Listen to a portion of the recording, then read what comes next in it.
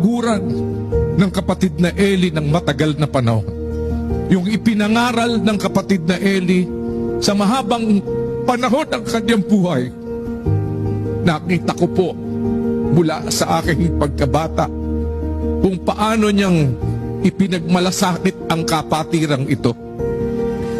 Paano niyang itinanim sa aking puso ang magtaglay ng mabuting kalooban sa kapatid, ng mabuting budhi, ng pagmamalasakit sa kapakanan ng ating mga kapatid.